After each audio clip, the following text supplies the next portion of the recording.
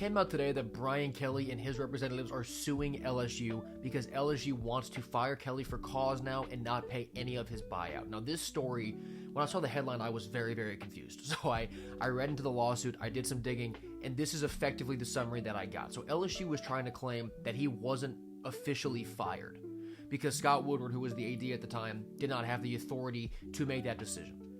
But of course he did. He's the AD of the school, and he was fired in a meeting with several other LSU officials also present. If Woodward didn't have the authority to fire Kelly the way he did, then that wouldn't have happened.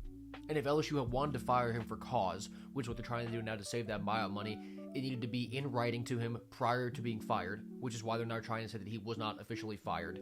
And that would have given Brian Kelly a week to rebut the claims, but LSU didn't do that. They didn't go about firing him for cause the way they were legally required to. So from where I'm standing, this seems pretty baseless from LSU's standpoint. They're trying to save money on the buyout because it's north of $50 million. They did try to negotiate with him like $25 and $30 million. He said no to that. Obviously, it's less than half of what he's owed. So they're just trying to save money, but it feels like they're doing it in a very incorrect way. And look, you can think what you want about Brian Kelly. I certainly have my opinions on Brian Kelly. You can't just fire a guy for cause because you want to.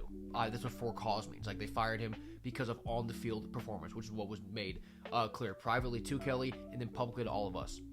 So it seems like this LSU seems like they're wrong. And this whole situation, it seemed like it was getting better once they named an AD, once they named a president. Now they're just taking 3 steps back to where now you're in a legal war with a coach because you want to save money. I mean, LSU right now they're in a really weird spot.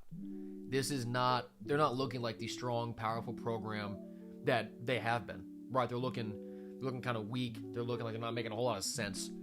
So Brian Kelly, I think, is going to be fine. He should not. I can't imagine that LSU wins this to where they don't need to pay Brian Kelly $1. I don't think it's going to happen. So for this whole thing from LSU side is weird to me. And Brian Kelly and his team should win this lawsuit, but LSU, I'm not really sure what's going on down there.